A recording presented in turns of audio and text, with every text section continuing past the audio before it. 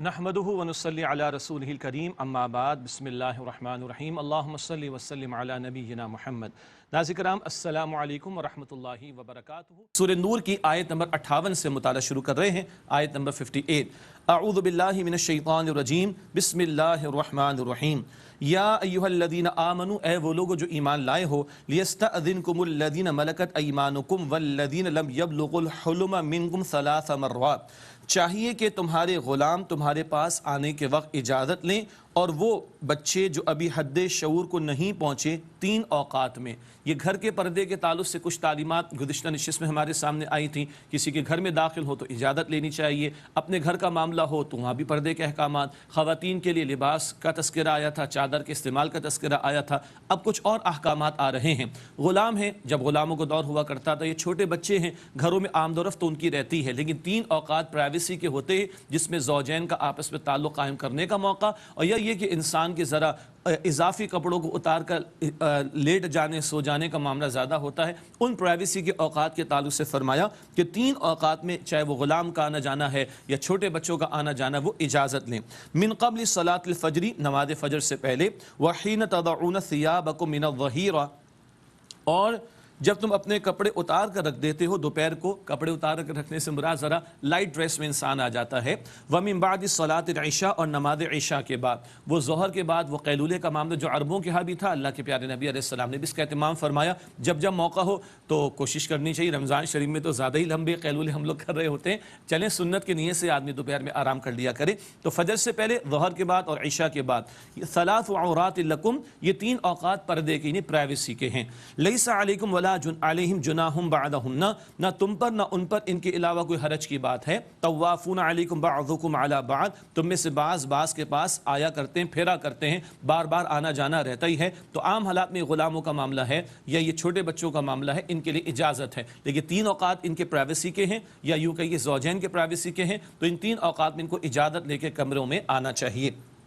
کذالک یبین اللہ لکم الآیات، اسی طرح اللہ تعالیٰ تمہارے لیے آیات کو واضح کرتا ہے، یعنی احکام کو۔ واللہ علیم حکیم، اور اللہ تعالیٰ خوب علم رکھنے والا، حکمت والا ہے۔ اب بچوں کا بیان آ رہا ہے، بچے ہمیشہ بچے تو نہیں رہیں گے نا، تو بچے بڑے ہو جاتے ہیں، بڑے ہو جائیں تو پھر کیا ہے؟ وَإِذَا بَلَغَ الْأَطْفَالُ مِنْكُمُ الْحُلُمَ فَلْيَسْتَأْذِنُوا كَمَا اسْتَأْذَنَ الَّذِينَ مِنْ قَبْلِهِمْ، اور جب تم میں سے لڑکے حد شعور کو پہنچ جائیں تو چاہیے کہ وہ اجازت لیں جیسے ان سے پہلے اجازت لیتے تھے۔ جب تک تو چھوٹے تھے، بچے تھے، تو وہ 3 اوقات تک کا معاملہ تھا، اب بڑے ہو گئے تو جہاں جہاں نامحرم کا معاملہ آئے گا تو پھر اجازت لے کر گھروں میں داخلے کی بات آئے گی۔ اب بچے بڑے ہو گئے تو شریعت کے احکامات لاگو ہوں گے۔ یہ اللہ کا عظیم کلام ہمیں ہمارے گھروں کے لیے رہنمائی عطا فرما رہا ہے۔ یہ ہماری تہذیب، یہ ہماری معاشرت ہے جو قرآن کریم ہمیں عطا کرتا ہے۔ آج تو کچھ اور ہی معاملات ہم دیکھ رہے ہیں، اللہ حفاظت فرمائے، اللہ ستر، حجاب، پردے کے احکامات کی پاسداری کی ہمیں توفیق عطا فرمائے۔ کذالک یبین اللہ لکم آیاتہ، اسی طرح اللہ تعالیٰ تمہارے لیے اپنے احکام کو واضح فرماتا ہے۔ واللہ علیم حکیم، اور اللہ بہت علم رکھنے والا، بہت حکمت والا ہے۔ اب بوڑھی عورتوں کے بارے میں ایک رعایت کا ذکر آ رہا ہے۔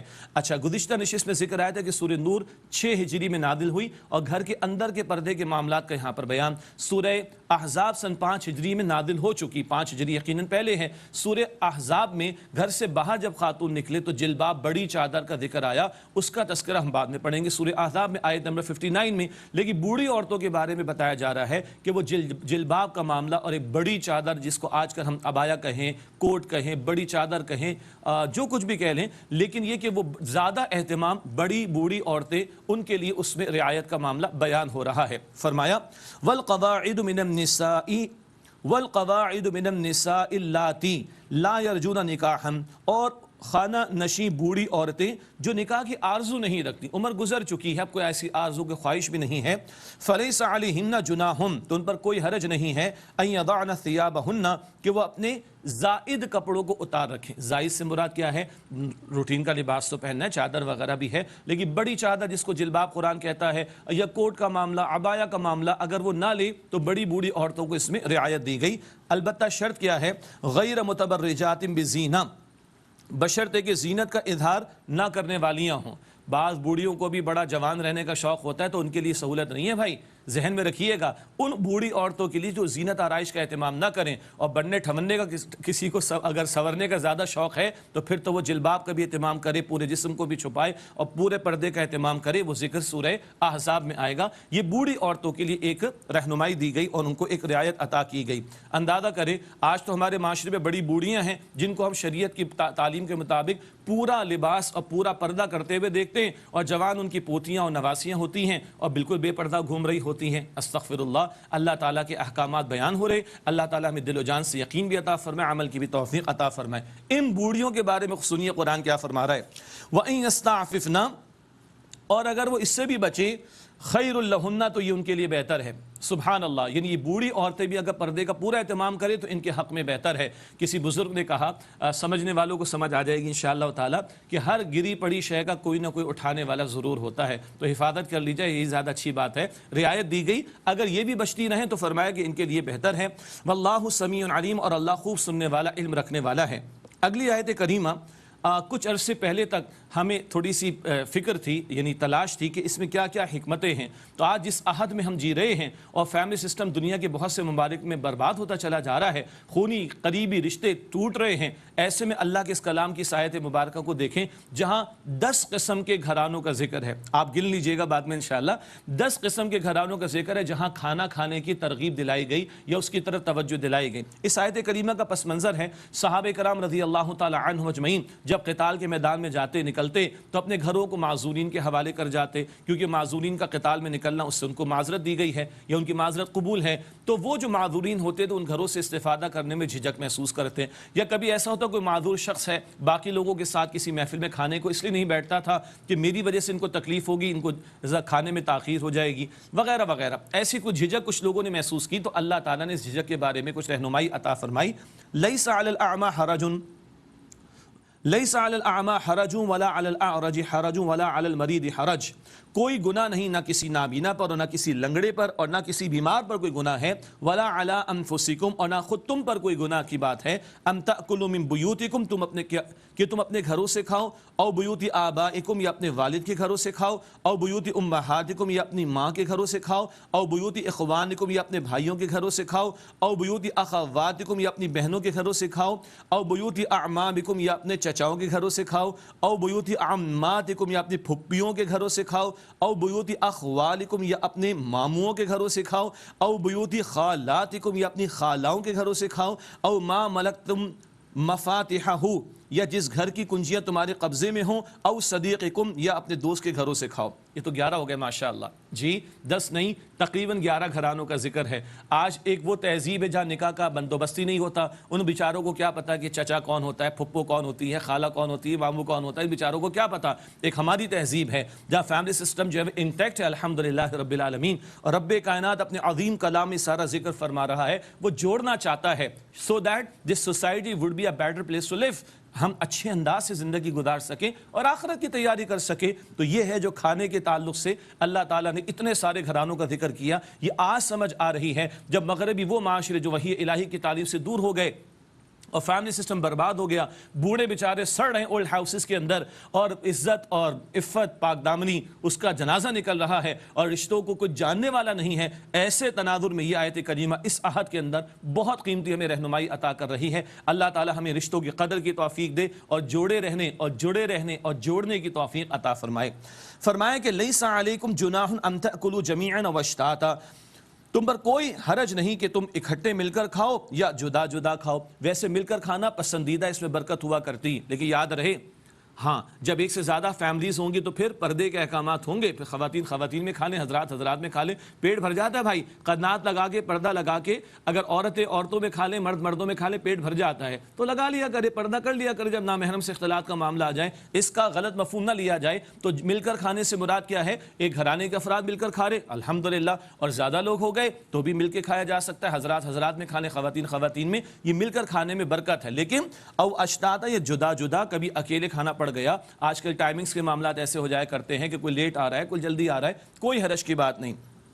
ایک اور ادب معاشرت کا، فَإِذَا دَخَلْتُمْ بُيُوتًا فَسَلِّمُوا عَلَىٰ أَنفُسِكُمْ تَحِيَّةً مِّنْ عِندِ اللَّهِ، پھر جب تم گھروں میں داخل ہو تو اپنے گھر والوں کو سلام کرو، یہ دعائے خیر ہے اللہ کے ہاں سے، مبارکتن طیبہ، برکت والا پاکیزہ تحفہ ہے۔ سبحان اللہ، یہ سلام کا تحفہ اللہ نے دیا ہے، یہ برکت والا ہے، یہ پاکیزہ تحفہ ہے۔ اپنے گھروں میں آؤ تو گھر والوں کو بھی سلام کرو۔ سلام کے الفاظ اللہ نے سکھائے، اس تعلق سے سورہ نساء میں بھی تفصیل آئی تھی، یہاں بتایا گیا یہ سلام اللہ کی طرف سے تحفہ ہے، برکت والا پاکیزہ۔ اللہ ہمیں سلام کو عام کرنے کی توفیق عطا فرمائے۔ گھروں میں بھی آئیں تو سلام کرے، سبحان اللہ۔ کذالک یبین اللہ لکم الآیات لعلکم تعقلون، اسی طرح اللہ تعالیٰ تمہارے لیے احکام واضح فرماتا ہے تاکہ تم سمجھو۔ اب اہل ایمان، سچے ایمان والے، ان کا تذکرہ ہے۔ نبی پاک علیہ السلام کی اجتماعیت کو ذہن میں رکھیے، صحابہ کرام کی جماعت کو ذہن میں رکھیے، اللہ والوں کی اس جماعت کو ذہن میں رکھیے، وہاں اجتماعیت کے کام چل رہے تھے، دین کی جد و جہد جاری تھی۔ تو مخلص ایمان والے کون ہیں؟ اجتماعی کاموں کے لیے جب پکارا جاتا ہے فوراً حاضر ہوتے ہیں، اور بغیر عذر کے وہاں سے غیر حاضر نہیں ہوتے، اور جب آ جائیں تو اجازت کے بغیر جاتے نہیں۔ اس اجتماعیت کے میکانزم کو، نظم کو، ڈسپلن کو ذہن میں رکھیے۔ فرمایا انما المؤمنون الذين آمنوا بالله ورسوله، بے شک پکے ایمان والے تو وہ ہیں جنہوں نے اللہ اور جو ایمان لائے اللہ اور اس کے رسول علیہ السلام پر، وَإِذَا كَانُوا مَعَهُ عَلَىٰ أَمْرٍ جَامِعٍ، اور جب وہ کسی اجتماعی کام میں شرکت کے لیے رسول اللہ علیہ السلام کے پاس موجود ہوتے ہیں، لم يذهبوا حتى يستأذنوا، تو جب تک آپ علیہ السلام سے اجازت نہ لے لیں جاتے نہیں ہیں۔ ڈسپلن کا تقاضا ہے، نظم کا تقاضا ہے۔ ان الذين يستأذنونك اولئك الذين يؤمنون بالله ورسوله، بے شک جو لوگ آپ سے اجازت مانگتے ہیں یہی لوگ ہیں جو اللہ تعالیٰ اور اس کے رسول علیہ السلام پر ایمان لائے ہیں۔ اجازت مانگ رہے ہیں، اس کا مطلب ہے کہ ان کو احساس ہے کہ اجتماعیت امپورٹنٹ ہے، اجتماعیت کی اہمیت زیادہ ہے۔ یہاں ایک علمی نقطہ نوٹ کیجئے گا، ایک مقام نوٹ کر لیں، سورہ توبہ کی آیت نمبر 45، سورہ توبہ آیت 45۔ سورہ توبہ یاد آئی، غزوہ تبوک کا معاملہ، وہاں نفیر عام تھی، وہ واحد موقع تھا نبی علیہ السلام کے حیات طیبہ میں کہ سب کا نکلنا لازم تھا۔ وہاں کیا کہا گیا سورہ توبہ کی آیت نمبر 45 میں؟ جو اجازت مانگتے ان کا ایمان ہی نہیں ہے۔ اللہ اکبر، کیوں؟ وہ نفیر عام کا موقع، یہ عام حالات، انڈر نارمل سرکمسٹانسز کی بات ہو رہی ہے کہ جو اجازت مانگتے وہی ایمان والے ہیں۔ تو یہ معاذ اللہ کوئی کانٹراڈکشن نہیں ہے، کبھی کوئی غیر مسلم کو دین دشمن کی بات رکھ دے گا خدا نہ خاصہ اٹھا کر ہمارے سامنے تو ذہن کی کلیئرٹی رہے۔ وہاں نفیر عام، اس سے اجازت جو مانگ رہا ہے اس کا ایمان نہیں، یہ انڈر نارمل سرکمسٹانسز بات ہو رہی ہے، کوئی اجازت مانگ رہا ہے تو اس کا ایمان موجود ہے، گویا کہ وہ اجتماعی کام کو بہرحال سمجھتا ہے کہ وہ اہم ہے اور ڈسپلن اہم ہے۔ البتہ ایک بات بیان کی گئی آگے مزید، فَإِذَا اسْتَأْذَنُوكَ لِبَعْضِ شَأْنِهِمْ فَأْذَن لِمَن شِئْتَ مِنْهُمْ وَاسْتَغْفِرْ لَهُمُ اللَّهُ، بس جب وہ اے نبی علیہ السلام آپ سے اپنے کسی کام کے لیے اجازت مانگیں تو آپ جس کو چاہیں ان میں سے اجازت دے دیں اور ان کے لیے اللہ سے بخشش مانگیں۔ سبحان اللہ، حضور رسول اللہ علیہ السلام اور جماعت کے امیر بھی ہیں تو اتھارٹی ان کے پاس ہے، اجازت دیں تو تم جانا ورنہ نہیں، اور حضور جس کو چاہیں اجازت دیں، اجازت ملے تو جانا، ادروائز وہیں پہ موجود رہنا۔ ایک بات، آج بھی اجتماعیت ہوگی، دین کا کام ہم نے کرنا ہے، اللہ میں دین اجتماعیت میں جڑنے کی توفیق دے،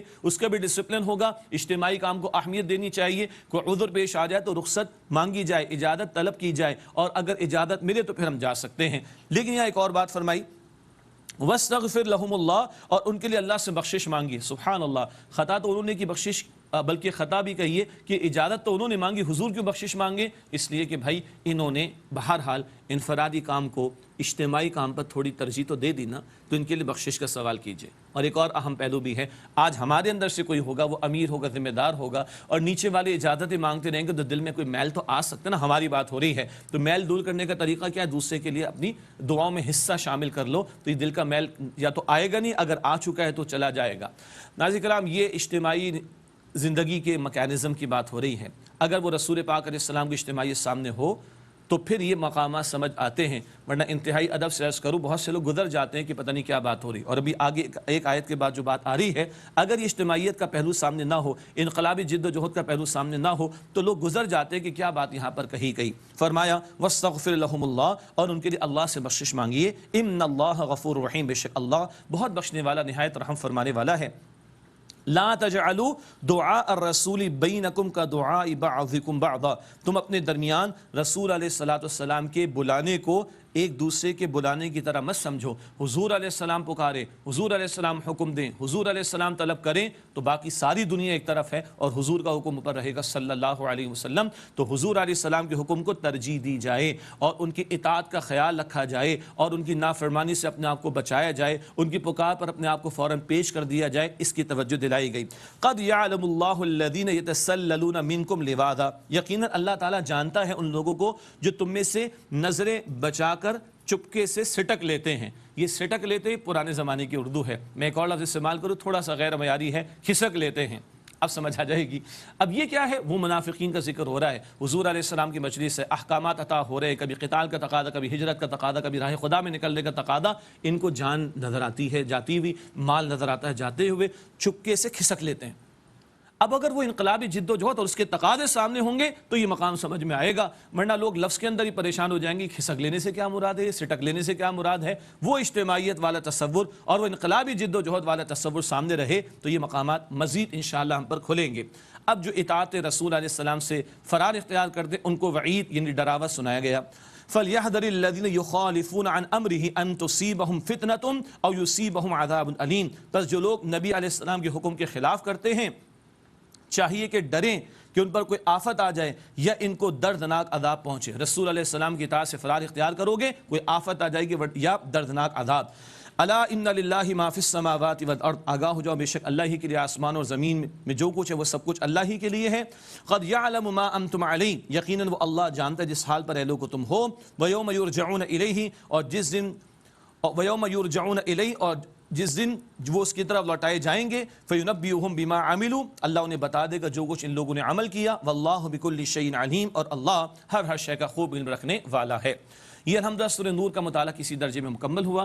اللہ کے پیارے نبی علیہ السلام نے یہ بھی تعلیم فرمایا کہ اپنی عورتوں کو سورہ نور کی تعلیم دیا کرو. ہمیں توفیق اللہ عطا فرمائے, کم سے کم یہ بیان ہی سنا دیں. بہت سے لوگوں نے سنا, اس کو شیئر کر لیں, پھر اللہ توفیق دے تفاسیر کا مطالعہ کریں. اللہ ہم سب کو توفیق دے. عورتوں کو سورہ نساء اور سورہ نور کی تعلیم حضور نے دینے کو کہا, اور مردوں کو سورہ مائدہ. سورہ مائدہ میں یاد آیا شریعت کا نفاذ, اللہ کے احکام کا نفاذ نہیں کرتے, عملاً کفریہ روش. اللہ اکبر, وہ بھاری بھرکم تقاضے شریعت کے وہ سورہ مائدہ میں فرمایا مردوں کو تعلیم اس کی دی جائے, اور سورہ نساء اور سورہ نور کی تعلیم عورتوں کو دی جائے. صدق اللہ العظیم.